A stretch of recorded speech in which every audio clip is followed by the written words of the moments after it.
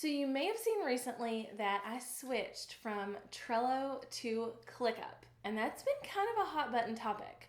So today I wanted to bring you a little tutorial about ClickUp, how it works, what I'm loving about it, and how you can start using it in your business with your teams or just your one-person team too.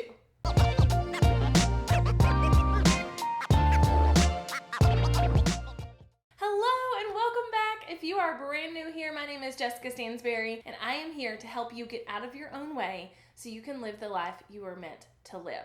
Now, one of the ways I do that is with tech tutorials to help you stop making the excuse of, I don't know how to do that. I don't know how to run this system, or I don't know how to do this thing. So that's what we're doing today in this ClickUp tutorial. So if you're new here and you don't want to miss any of it, make sure to hit subscribe because I am going nowhere and you need to be along for the ride. So before we jump into ClickUp itself, let me just tell you a little bit about why I switched. Now, I do have an entire video about this that I'll link above, but basically Trello was going to start charging more for the amount of people on your team and the amount of boards you had per team. And we had a lot of boards and a lot of people. And for the cost that was going to be involved with that switch, it kind of made me question whether I wanted to stay because it wasn't really ever a system built for a team to work under anyway. There were some different glitches and things like that, or different things that I wish so bad it had. So I decided to make the switch to ClickUp, and I'm so happy that I did. Everything that I thought, I wish Trello would do this, ClickUp does. And for way less cost. And honestly, you can use ClickUp for free, but I did upgrade mine because of the file storage space, because we need to be able to upload and transfer files. But for the most part, you can use it for free, which is really, really awesome. If you want to try out ClickUp, I'll link it below. But let's just hop into this tutorial. Full disclosure here, I don't know that we have this set up completely right, but the way we have it set up is the way I love to use it. So first and foremost, I want to talk about the structure of ClickUp in general, okay? So first, there is a team. So you can have multiple teams. We only have one in my ClickUp account right now, but you can have multiple teams. So there's a hierarchy. Team is at the top. Then there are spaces, projects, lists, and tasks, okay? So that's kind of how, and everything is, those little dolls that go inside of each other. I forget what they're called, but everything is like that. So the team is the big overarching thing. Underneath team are spaces. Within each space are projects. Within each project are lists, and within each list are tasks, okay? So you have the team here, you have your spaces across the top here, and you can create as many as you want to. Within those spaces, then you have projects. So for instance, one of my spaces is content, YouTube and the podcast.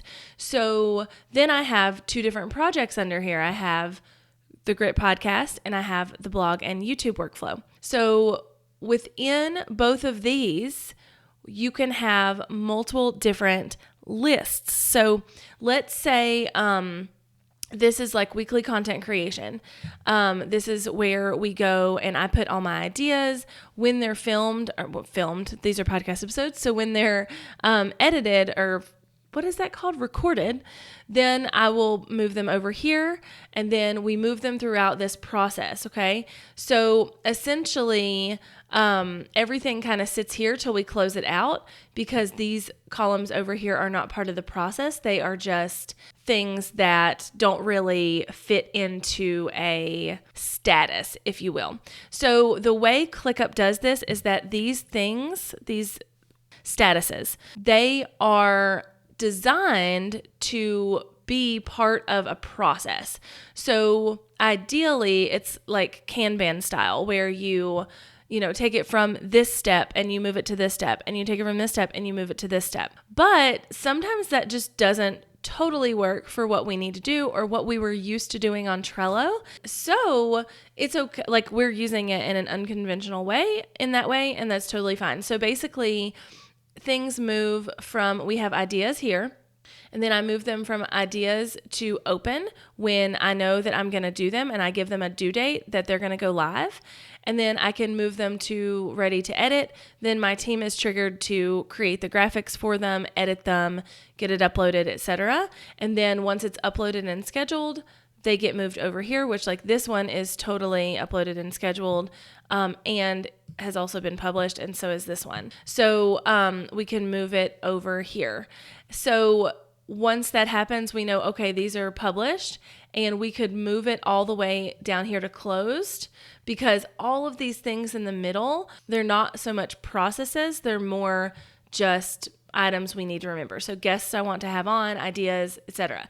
Now, the reason this is set up this way is because I moved this over from Trello. Ideally, I would have different lists underneath the Grit podcast for these other things. And that is in the process of us moving. So essentially this board, weekly content creation, was just be for what's open, ready to edit, uploaded and scheduled, published, and then closed. And then as far as like guests I want to have on, we would have the guest list over here, which we've started doing. So it's still nestled under the Grit podcast, but it's a different list within the Grit podcast project. So then I would have another process for moving guests through the process. So ClickUp is very process-based. Step 1, step 2, step 3, step 4, step 5. One of the things I don't love about it is that open and closed are required statuses in here, but you can't change the name of them. So I would love this if you'd be able to change the name of them, but that's really one of my only like qualms with it. Okay, so within the project, within the space, there are projects. Grit Podcast is a project, blog and YouTube workflow project. Within the projects, there are lists, and within the list, there are statuses, and these cards, or which is what Trello would call them, are tasks. So then you can move them. So let me show you a couple of overarching pieces of ClickUp first, and then I'm going to come in and show you some of my favorite features of the tasks themselves. Up here in the spaces, you can go specifically to the space you want to go to. So if I wanted to go to marketing, then okay, I can go there, whatever. Within that space, you can go view it in a board view, which is what I'm doing now. So this very much so mimics Trello. You can view it in a list view, which I think more so mimics Asana, but I've never really been an Asana user. So this more so mimics Asana and like gives it statuses and that kind of thing. And then you can view the time view, which nothing in this board is assigned to a time right now because it's actually not a board we're using, or a project, that we're using. So if you're a Trello user and you're switching from Trello to ClickUp, the spaces are like your teams and the projects are like your boards. And then within the board, there's even a bigger like hierarchy and breakdown. So it's a little different.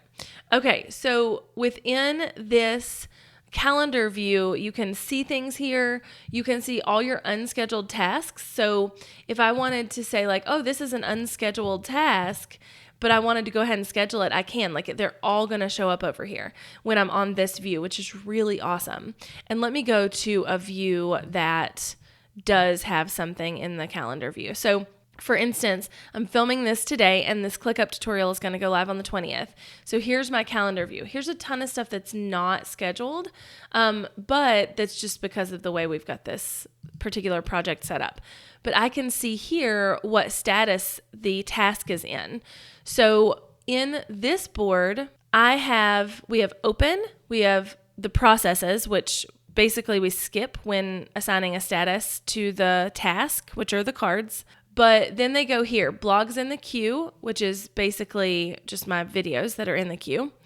And then ready to be edited. So when something is ready to be edited, it moves over here. When it needs to be uploaded, it goes here. When it's finalized and scheduled here, et cetera, et cetera. So here on my timeline, I see it's in the gray here. So it was just left on open. We can move it over to wherever we want to from within here. So for instance, this one's already been scheduled, so it's finalized and scheduled. So we can move it all the way over that way, and I can see color-coded wise what it looks like on this calendar view. Now, like I say, we just recently moved things from Trello and are still trying to get everything established, but that is generally how it is working right now. So, but let me show you, besides the calendar view in general, one of my favorites. Not only can you view your tasks on a time board within the project and the space and all of that, but this is where I think it like gets so magical. You can actually go to all spaces here, and it will bring in every single task from every single one of your spaces, every single one of your projects, etc. And if you have this little button right here toggled on, it will show all of your subtasks as well. And I'll show you what that means in a minute. But basically, within the task, like if one card represents one task, within the task, you can actually have subtasks. So I'll show you that in a second because I don't want to totally get off of this, but how amazing is this? So this is a feature I think Trello is heavily missing. So basically, if there's a due date assigned to it somewhere, it's going to show up on this calendar. So we can use this as an overarching calendar for like what's going on in the business. And everything is color coded based on what status it's on. But I can click through it. So if I wanted to go through here and click through exactly what all of this meant, then I could do that, which is really, really awesome. Now, let me show you awesome thing number 2. So I have multiple team members on my team, and I'm sure that a lot of you do as well, or you plan to one day. Right now, I'm showing all spaces with all due dates and all tasks that are assigned to anybody. So I'm seeing things like, for instance, this have a freebie created and promote is not my task. It's for a client of mine. This fall open house, also a client's task.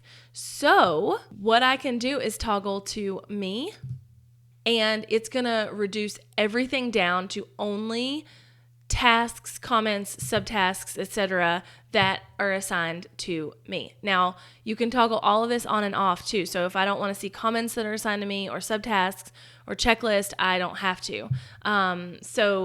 But isn't that just like the coolest thing ever? So really, I mean, we could assign due dates all across the board, assign them to the correct person, and then come through here and I can toggle to my calendar, all spaces me, and see throughout the entire week like what I need to do on certain days or anything my team has added to the schedule.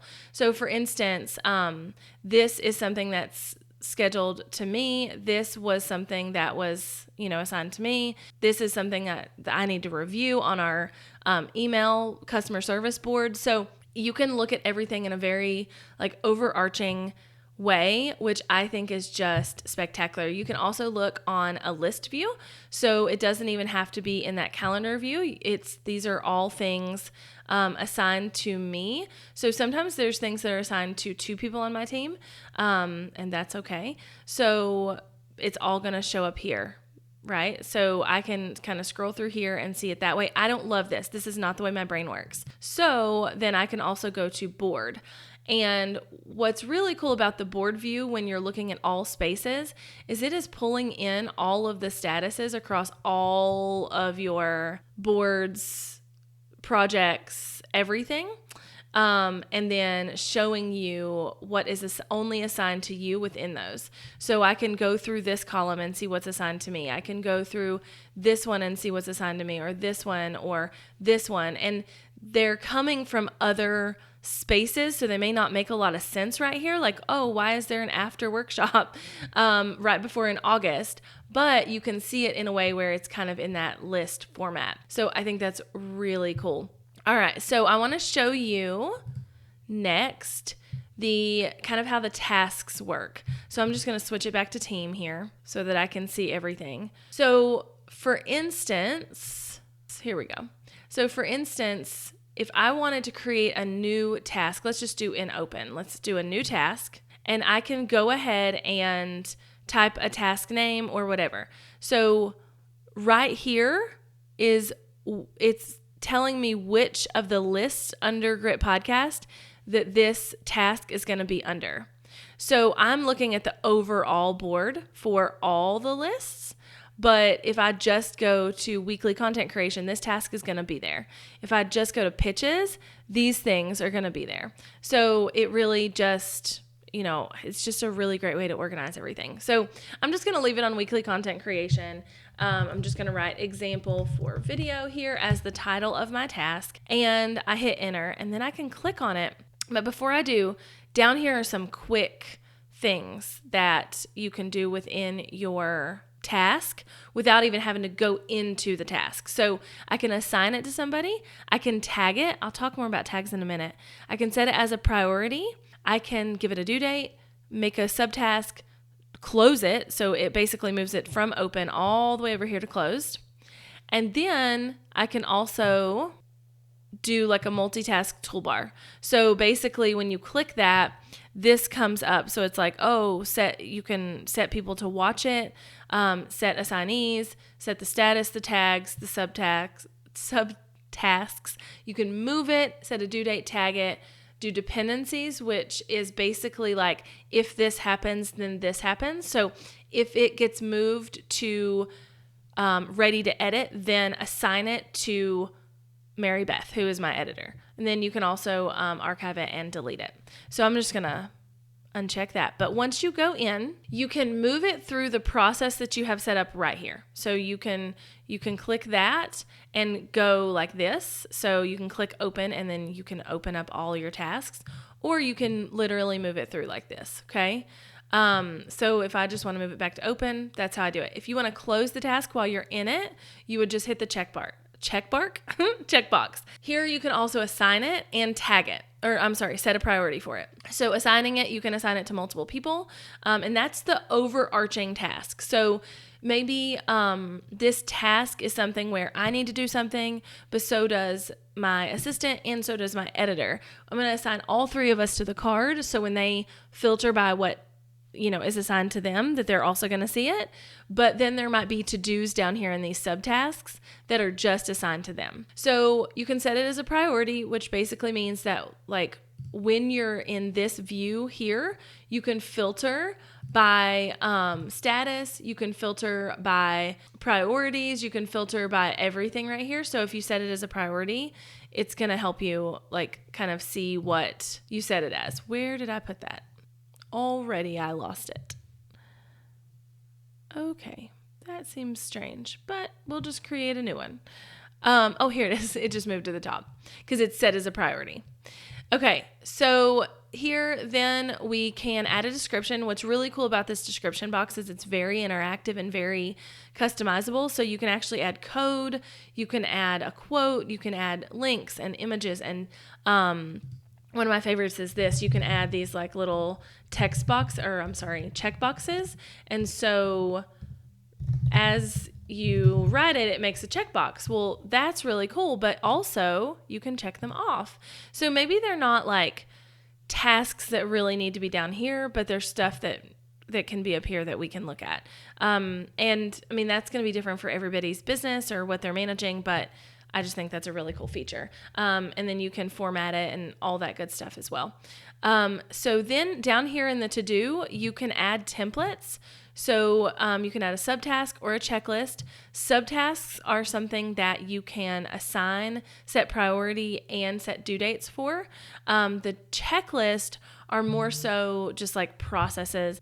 You generally cannot do anything within the checklist that you're going to have to assign to someone specific unless you assign the entire checklist. Like each checklist item is not something that can be assigned to a different person, but each subtask item can, which I think is really powerful. And all the due dates can be set as well. So back when I toggled on just seeing my task or seeing the tasks on the calendar view, I could toggle subtasks, and that means I'm seeing subtasks also that are assigned to me, and I'm seeing the due date for subtasks. Otherwise, I would have just seen the due date for the entire card. So an example here is, let's say that this is a YouTube video or a podcast episode.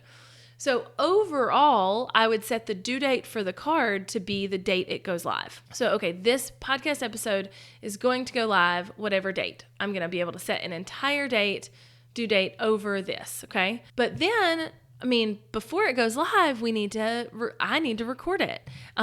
So we need to record it. We need to edit it. We need to make the graphic. We need to upload and schedule. We need to do all these things, right? So within here, we can then assign it to someone on the team, but also give it a due date. So when you click those little 3 arrows, it's going to give you a lot of options here, but one of them is set date, which is really great. Now let me talk about tags for just a minute because I think it's useful. It's not something we have started incorporating a ton, but is something that we will be doing moving forward a little more. But you can tag things with whatever you want. So you make up these tags.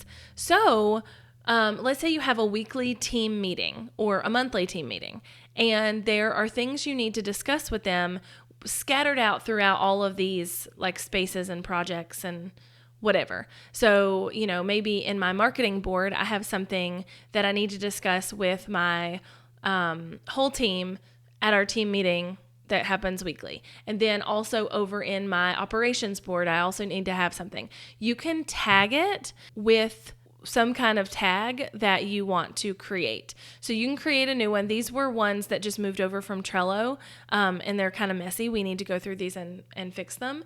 But you can tag them in a way where they either show up in your statuses, which is really cool because it's a subtask. It's not an actual task.